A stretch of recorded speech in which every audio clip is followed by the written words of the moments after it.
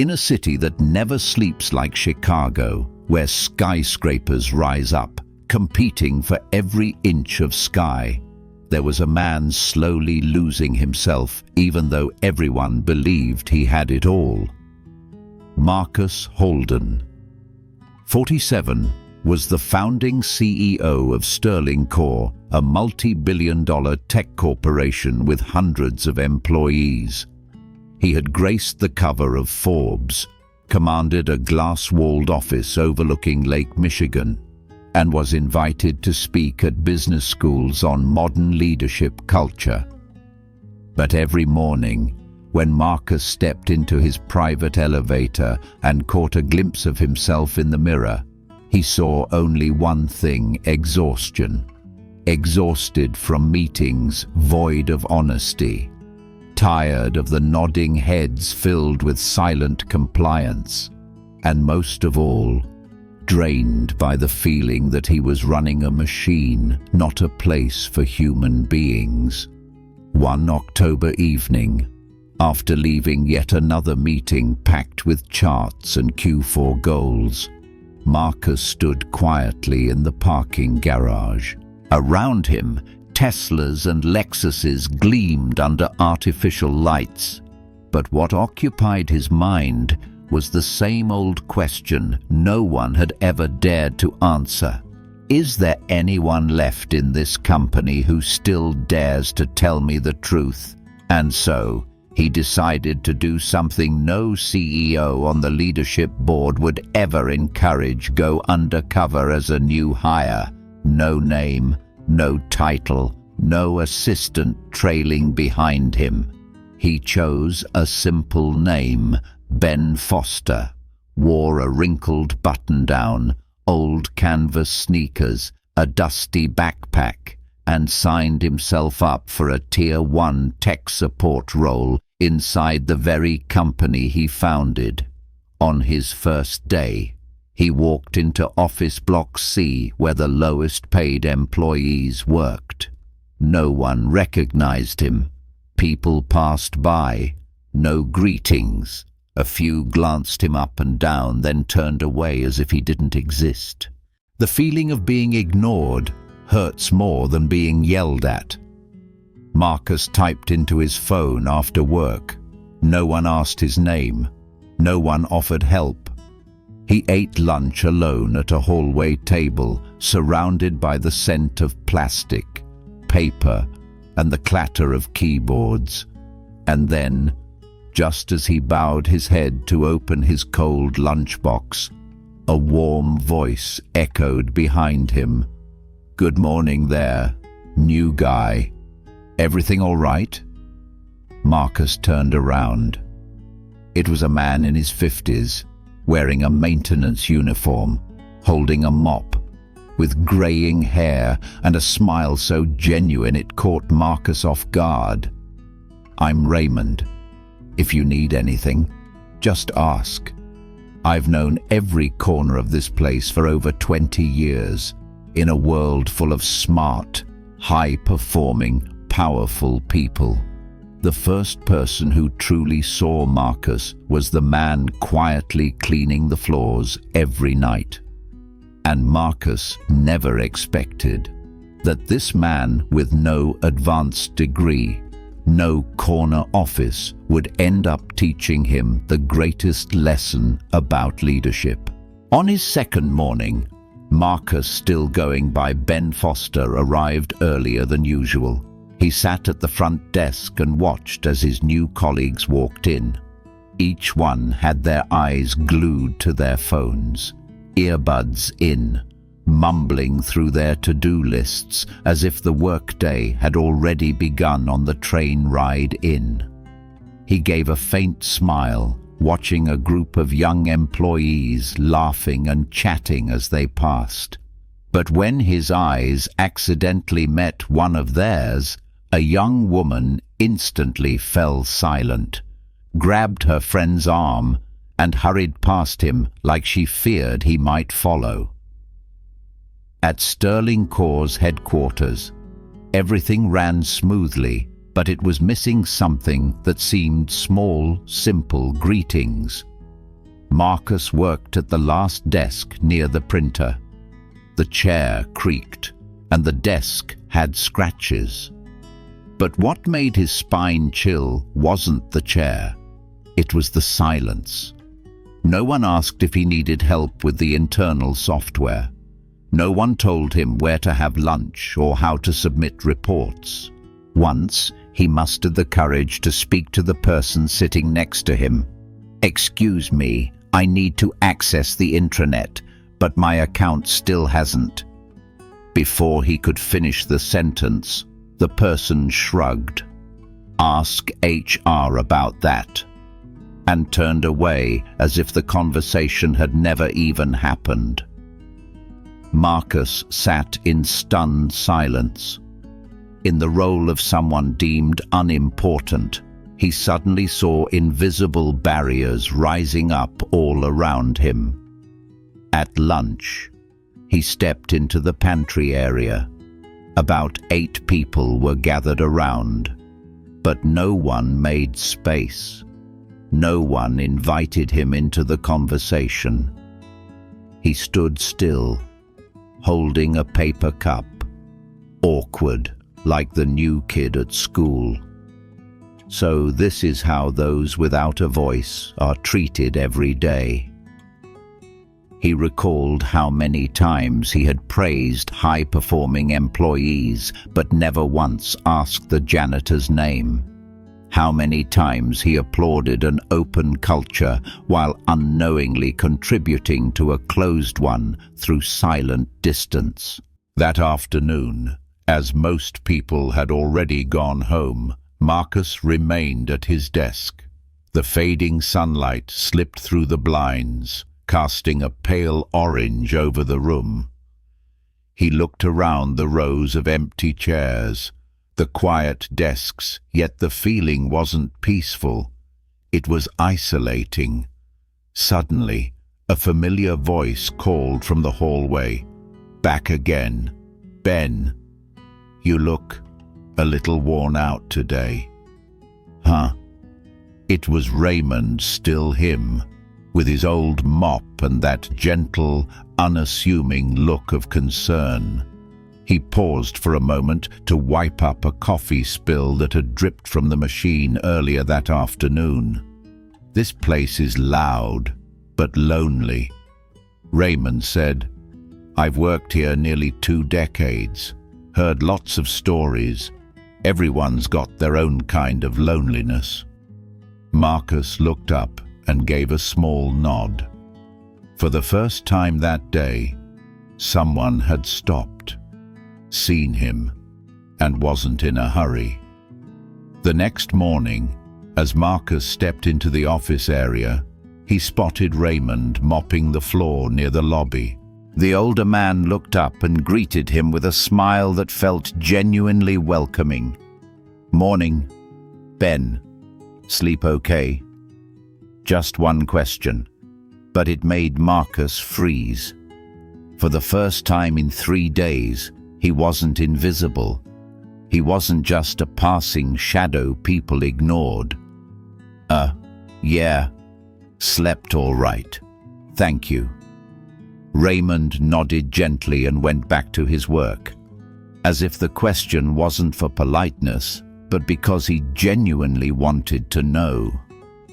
That day, Marcus noticed Raymond nodded hello to everyone who passed by, even when many didn't respond, even when someone frowned because he was accidentally in the way, even when everyone seemed far too busy for a simple hello.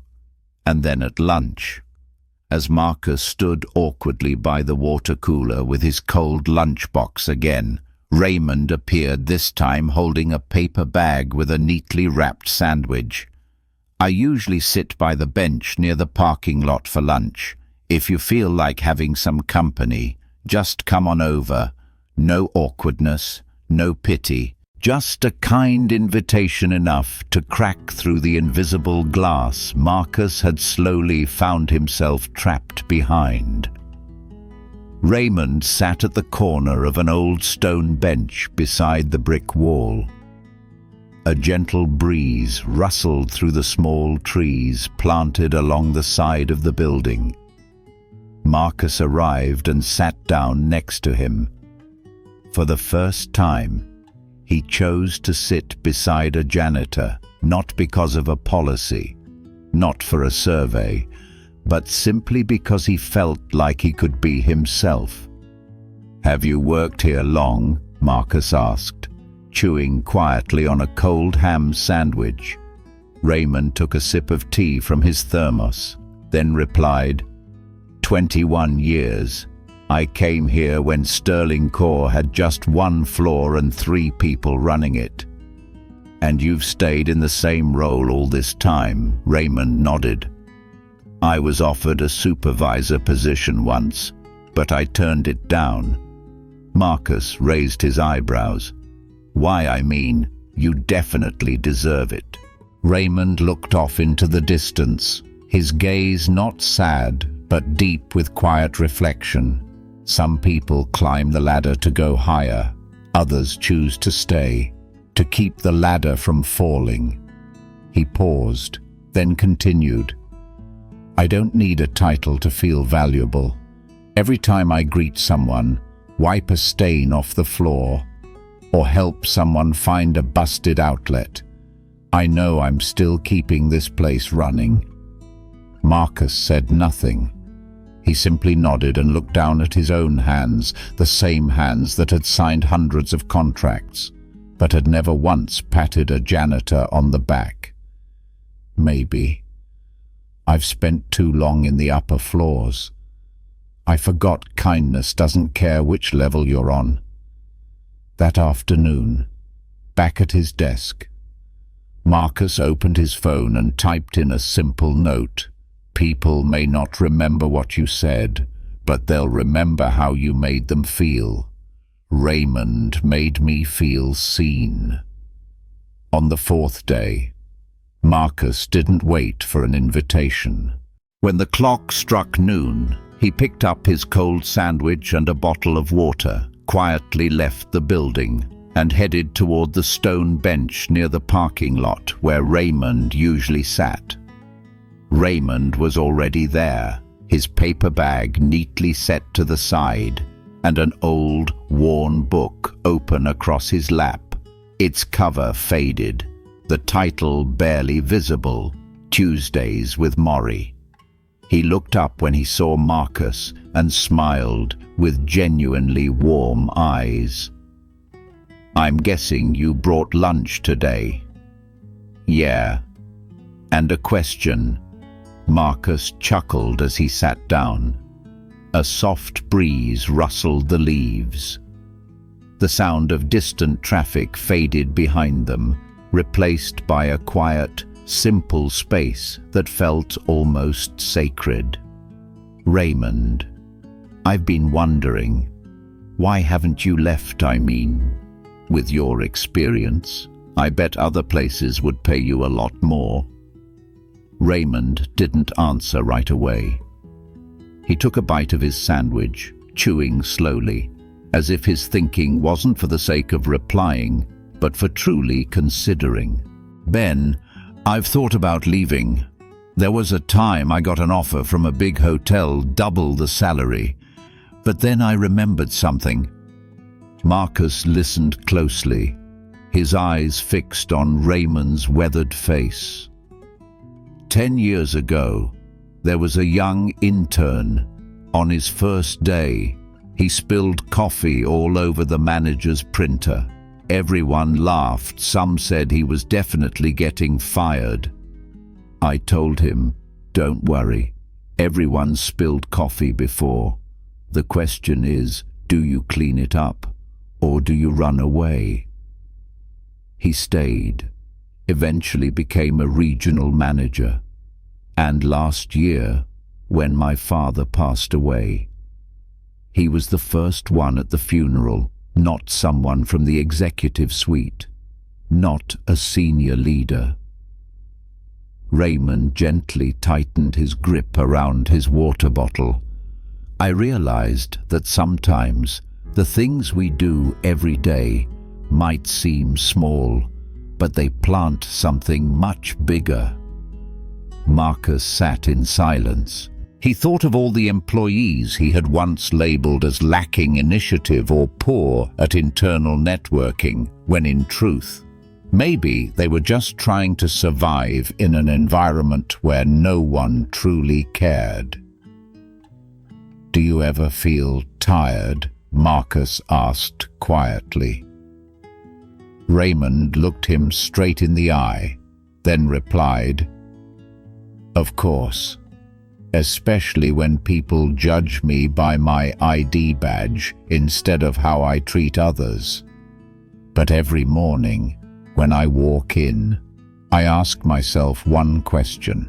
Is there someone here today who needs to be reminded they still matter? And if the answer is yes, then I stay." The wind picked up. A leaf fell onto Marcus's lap. He picked it up and twirled it between his fingers. "I used to think running a company meant building efficient systems. But maybe, first, it means building a place that has people like Raymond." That afternoon, he returned to the office with a strange mix of feelings, both light and heavy. Light, because finally, someone had made him feel like he could be himself. Heavy, because he realized that the very system he'd built might have silenced far too many good people. The next morning, Marcus entered the office with a different mindset. He wasn't just there to observe anymore. He started to truly feel everything, every glance, every word, every strange silence. With each passing day, he began to notice things he'd never paid attention to before. When a sharply dressed employee walked in, the entire room seemed to liven up. People stood to offer seats. Conversations suddenly became more engaged. But when Marcus, still posing as Ben, wearing a worn-out shirt and scuffed shoes, walked by, no one paused. In fact, people who were mid-conversation would fall silent, as if his presence somehow lowered the standard. He decided to test something. During a team meeting, he offered a practical suggestion for improving the internal software distribution process. No one responded. A minute later, a male colleague repeated the same idea and was instantly praised. Brilliant, that could save nearly 4 hours a week. Marcus stayed quiet. He smiled faintly, but his heart sank. "It's not that I have nothing to say. It's just that I'm not wearing the right name." That afternoon, while stepping into the elevator, Marcus found himself alongside a group of mid-level managers. He nodded politely. They looked past him like he was invisible. One of them even adjusted his suit jacket, looked at his reflection, and said aloud, "Why are there so many strangers on this floor? This company's gotten really loose with hiring standards." Marcus turned away. A strange feeling rose within him. Anger not just for himself, but for anyone who had to endure that kind of look every single day. When the elevator stopped on the 3rd floor, they all stepped out. A female janitor accidentally blocked the hallway with her mop cart. One manager gave her a sharp glare and grimaced. "Could you please move? Some of us have more important things to do than worry about the floor." Marcus turned his head.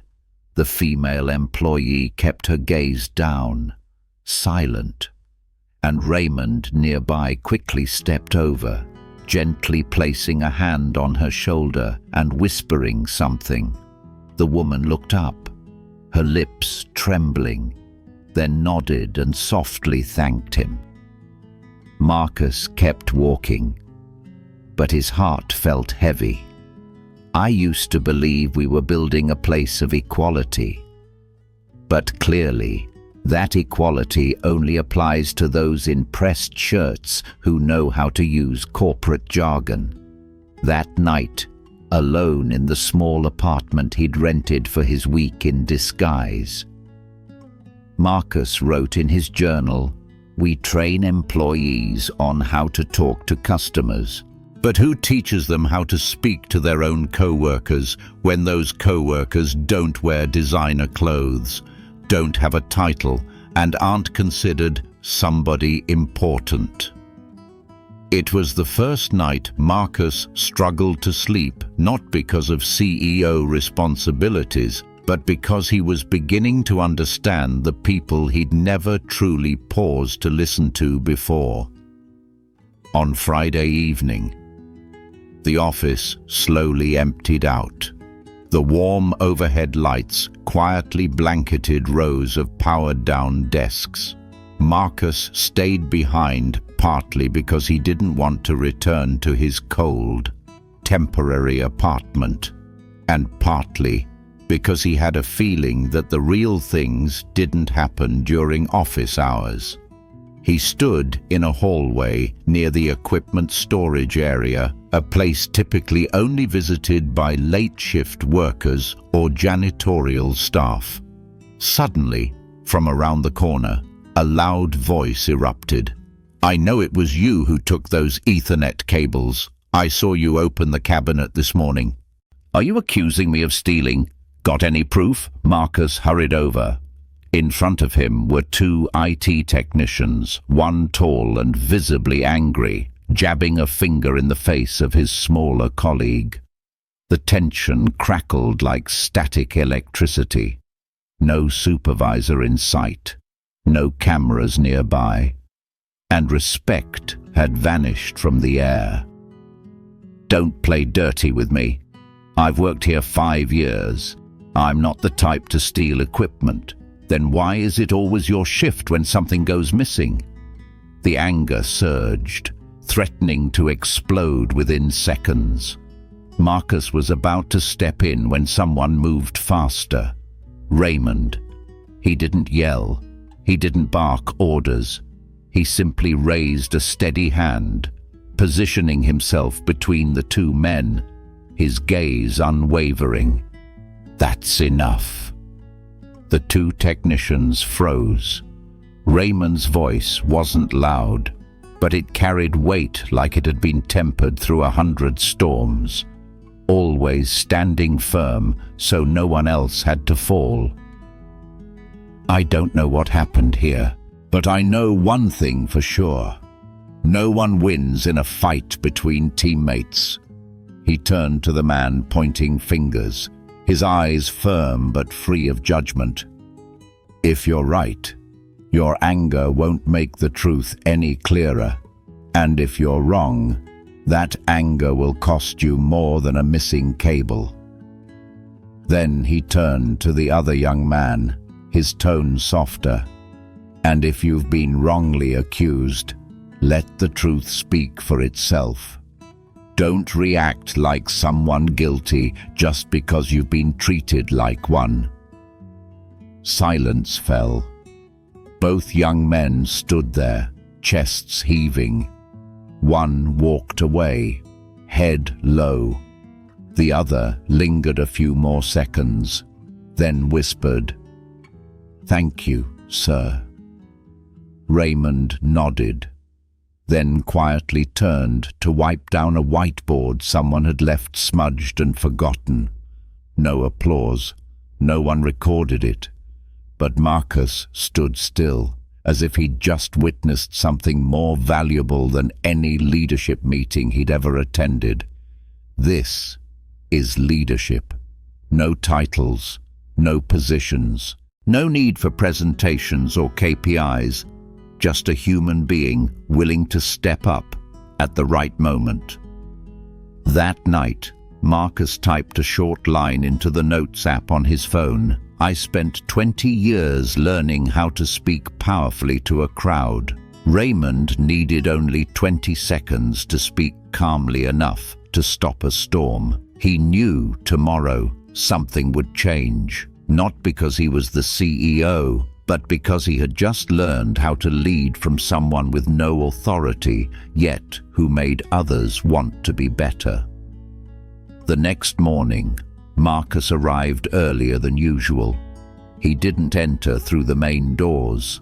Instead, he circled around the parking lot and walked in through the side gate, the one used daily by the quietest workers' maintenance, logistics, janitorial staff. As he entered the tech wing, something small stopped him in his tracks. A young woman was struggling to push a janitorial cart, its wheels jammed by sand spilled from nearby construction. A sharply dressed man walked by, saw her, but didn't stop. And Raymond, holding a trash bag in one hand, immediately set it down and rushed over to lift one side of the jammed cart for the young woman. No one asked him to, no one was watching, and certainly no one would reward him. The girl mumbled a quiet thank you. Raymond simply nodded, then returned to his task. No need for recognition, no spotlight required. Marcus stood still. In that moment, he didn't see a janitor. He saw a man practicing leadership in a way no executive in the company's upper ranks ever had. A leader isn't someone who gives orders to force obedience. A leader is someone whose actions make others want to live more kindly. The entire morning, Marcus couldn't shake Raymond from his thoughts. While Marcus had taken leadership courses at Harvard, had spoken to thousands at tech conferences in Berlin, he had never once stepped foot into his company's logistics wing. And yet Raymond, with no master's degree, no seat at the boardroom table, had made himself present in the places where people were most vulnerable. And he was there, to listen, to help, to make sure no one got left behind. At lunch, Marcus once again sat beside Raymond on the bench. "Raymond, I have to ask you something," Marcus began, his voice lower than usual. "Have you ever thought, if you applied for a leadership role, you'd probably be great at it?" Raymond let out a quiet chuckle, not mocking, but as if he'd heard the question a dozen times, and no one had ever really waited for the answer. "Ben, I don't need to be called a leader to lead." "I used to work in a factory," Raymond said. "My supervisor would scream at workers every morning. He called it motivation. I watched those people push through entire shifts, not because they cared about the company, but because they were afraid of losing their jobs." Raymond looked up at the pale grey sky above the treetops. "I made a promise to myself if I ever had any influence, I wouldn't use it to push people to keep up. I'd use it to let them know they still matter, even when they fall behind." Marcus felt a lump form in his throat. All these years, he had taken pride in building a high-efficiency environment, in driving peak performance, but he had never asked, was that performance costing someone their dignity? Raymond doesn't want to climb to the top, because he's already standing strong at the foundation, the place that keeps the whole building from collapsing. That night, Marcus sat alone in his small apartment, the warm yellow lamp casting shadows across the wall like flickers of reflection, the cold stares, the dismissive comments, and the quiet moments of kindness no one ever noticed. He opened his laptop and created a new document titled "Redefining Leadership," The things business school never taught me. The first line he typed: "Leadership doesn't begin in the boardroom. It begins wherever you're willing to bend down and truly listen to someone no one else sees." The following Monday, every employee at Sterling Core received an urgent all-hands meeting invite, 10:30 a.m., rooftop auditorium. No one knew why. No subject line, just one simple line: "Be on time. Something important needs to be said." The auditorium quickly filled. People whispered, speculating. Some believed there would be a major shift in the executive team. Others feared layoffs. But when the stage doors opened, no one expected the person stepping out to be Ben Foster, the new guy no one had bothered to talk to all week. Only this time, he wore a suit. And he walked out under his real name, Marcus Holden. The air grew heavy. The entire room held its breath. A few people froze, some turned red. Others looked down, unable to meet his gaze. Marcus walked to the podium, carrying no papers, no slides. He looked straight at the front row where many of the same faces had passed him like he was invisible. "My name is Marcus Holden, CEO and founder of Sterling Core." His voice was steady, but his eyes had softened. "This past week, I didn't work from my office. I didn't meet with the board. I didn't sign million-dollar contracts. I did something else." He paused for a beat. "I stepped down and became one of you." A wave of murmurs rippled through the room. "I took on a new name, wore an old shirt, and no one recognized me. No one asked my name. I was ignored in the elevator, dismissed in meetings, and for the first time in years, I understood what it feels like to have no power, no title, no voice." Marcus paused, his voice catching. "I used to take pride in saying this company had a culture of respect, but now I see what we really have is an unspoken system, one where a person's worth is measured by their name tag and the brand of their shirt." Some bowed their heads, a few swallowed hard. Several mid-level managers began shifting uncomfortably in their seats. Marcus turned his gaze toward the back corner of the auditorium, where Raymond stood quietly at the end of the row, still in his janitor uniform. Hands clasped, eyes full of humility. But in the middle of all that silence, I met someone with no managerial title, no seat at the strategy table. But he was the first person to say to me, "Good morning, you okay?" The entire room turned to look at Raymond. He froze. His eyes widened, and slowly they began to well with tears.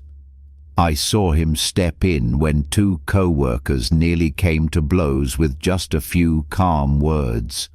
I saw him lift someone else's cart when no one else even noticed. And I saw a true leader hidden beneath a work uniform. Marcus stepped forward, his voice trembling but resolute. "Raymond Ellis, you reminded me of something I forgot. Leadership isn't about who holds the highest position. It's about who chooses to do what's right even when no one's clapping." Applause erupted, not the polite, obligatory kind. These were hands clapping as if breaking through a pane of glass that had long separated people from one another. Raymond stood frozen, lips pressed tightly, hands clenched together to keep from shaking. Thank you, Raymond, not for what you did this past week, but for living that way for 20 years without needing anyone to notice. The entire auditorium rose to its feet. For the first time in Sterling Core's history, a janitor stood at the center of the company stage, not to clean the podium, but to be heard as someone who transformed the culture of the organization. And in that moment, Marcus was no longer the CEO.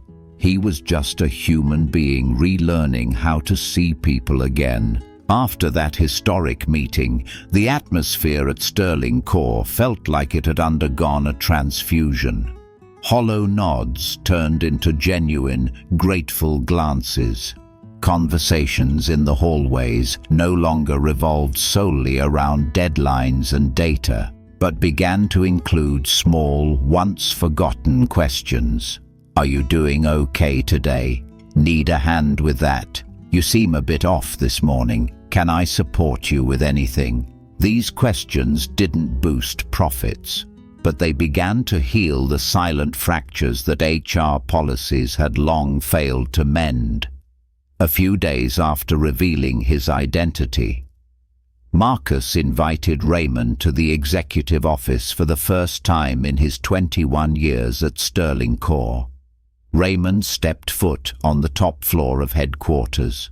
No assistant, no secretary, just a large wooden table, 2 cups of hot tea, and a sincere invitation. I want to offer you a new role, Marcus began. Not a manager, not a supervisor, but a guide. Raymond furrowed his brow slightly. I don't think I follow. Marcus smiled. I don't need you to become a model leader. I want you to be exactly who you are, but in more places, for more people. I want to create a new program, Mentor Without Title, where long-time, kind-hearted, positively influential employees like you will guide the next generation, not through hierarchy, but through trust. Raymond fell silent. His eyes dropped to his cup of tea, then drifted toward the window where the city of Chicago buzzed below. But in this room, everything felt still. I'm not good at speaking in front of crowds, he said softly. Good. Marcus smiled. Because I'm not asking you to give speeches. I want you to tell stories. Stories about the little things, like a morning greeting, like stepping in to de-escalate a fight, like quiet gestures no one ever saw, but someone will always remember. A few weeks later, the pilot program launched. Raymond began appearing at new employee orientation sessions. No suits, no slides, just Raymond with warm eyes and a calm voice. He told them how he once stood between 2 co-workers on the verge of fighting, how he helped a new janitor lift a trash bin she couldn't manage alone, how he knocked on the tech room door just to ask, anyone need more water on an unbearably hot summer day? And then he said one sentence that made the entire room fall silent. You don't need to be great to begin, but you do need to begin if you want to be the person someone is silently thankful for someday. After that session, a young employee posted on the company's internal network, I used to think leadership meant being at the top. But now I understand a leader can be the person mopping the floor next to you who helps you stand tall every single day. Raymond didn't reply to that post. He didn't care for attention. But the next day, he left a small handwritten note on that employee's desk. Thank you for seeing me the way I've always tried to see others. At Sterling Core, a new phrase quietly began to spread, the Raymond effect. It wasn't written in any HR handbook, but everyone knew what it meant. When you choose to pause, look at someone, and treat them like they matter, even if the world hasn't told them that yet. And then, the real transformation began, not from boardroom decisions, but from quiet hallways, from tiny break rooms, from morning greetings that once seemed forgettable. Because sometimes, a company doesn't need a new policy to become more human. It just needs one kind person to be given a voice.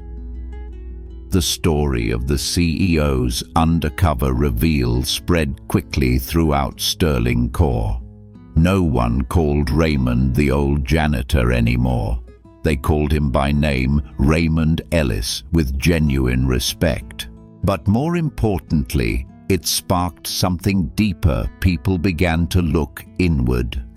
A few weeks later, Marcus held a senior leadership meeting. There was no set agenda, no KPIs, no financial targets, just one question projected on the screen. When was the last time you truly listened to an employee outside your department? No one could answer right away. A long silence filled the room, not from lack of data, but from a lack of real presence. Marcus stood up and spoke slowly. I used to think a company thrives because of strong systems, efficient departments, and decisive leadership. But I was wrong. A company truly grows when its weakest feel like they still belong. From that moment forward, a wave of reforms followed, not through top-down mandates, but through ethical commitments. The Mentor Without Title program was formalized, with Raymond as its lead, and dozens of other long-time, kind-hearted employees were invited to join. A culture of greeting was added to internal evaluation metrics, not to enforce behavior, but as a reminder. Acknowledging someone starts with a simple hello. An anonymous dialogue room was opened where anyone could share stories, concerns, or suggestions without giving their name, but with the assurance they'd receive a real response. The role reversal week was introduced once every quarter. Managers had to perform frontline roles, from manning the phones, wiping down the pantry counters, to handling Tier 1 tech tickets, not to evaluate, but to experience. And Marcus, he transformed his leadership style. No more blunt emails titled urgent. No more meetings with just the familiar faces. He began walk and talk sessions, strolling with employees across departments, asking the simplest of questions. Do you feel heard here? What makes you feel valued in this place? And slowly, people began to see each other differently. A once antisocial software engineer became a mentor for a group of interns after a quiet word of encouragement from Raymond. A receptionist who used to only bow politely to visitors started writing down their names, so next time she could say, "Hi Jack, how are you today?" A technician responsible for the printers, once just the old IT guy, was invited to speak in an internal training session after helping resolve a tense conflict between two departments. As for Raymond, he remained the same, still arrived early, still made his rounds in the hallways. But now, each time he walked through, greetings lit up the air. "Good morning, Uncle Ray. Thanks for helping me yesterday. Swing by later. Uncle, I brought some pastries. You'll love." No one called him a hero, but everyone knew he was the one who reminded them how to live as real human beings.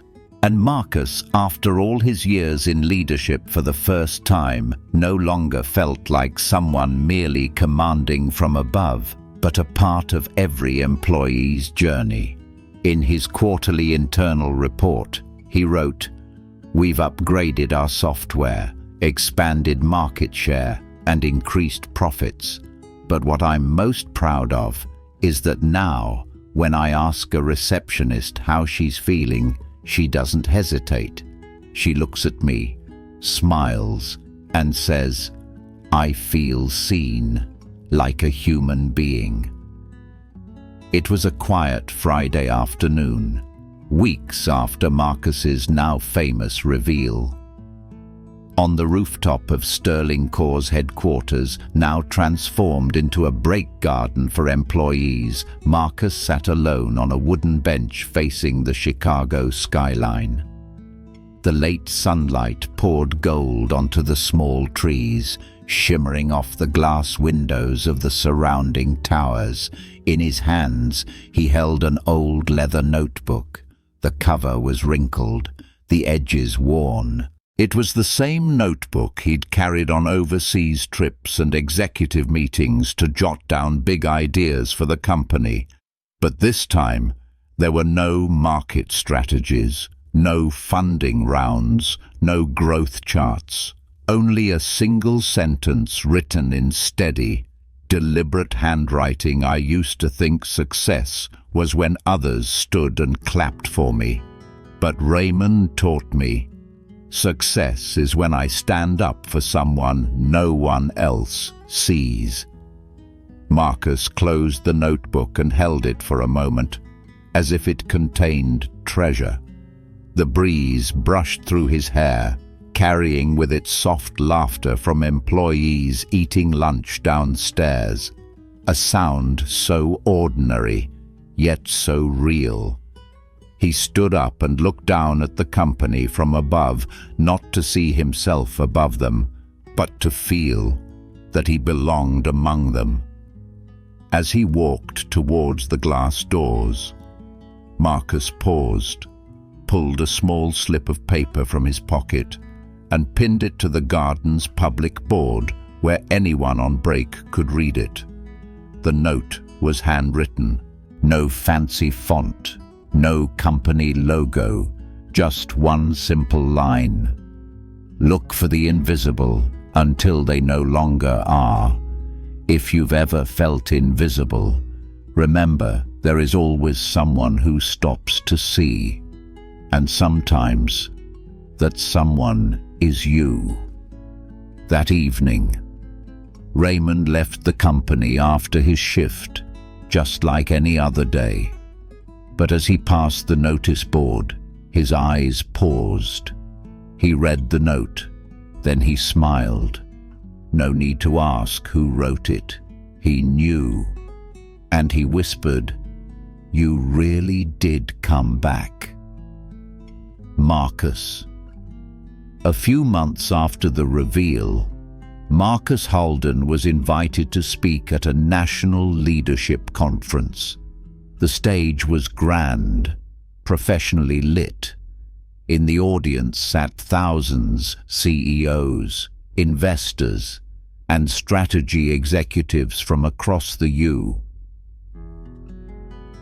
As he was introduced, people expected him to talk about agile development models, talent retention strategies, or how to integrate AI into enterprise systems.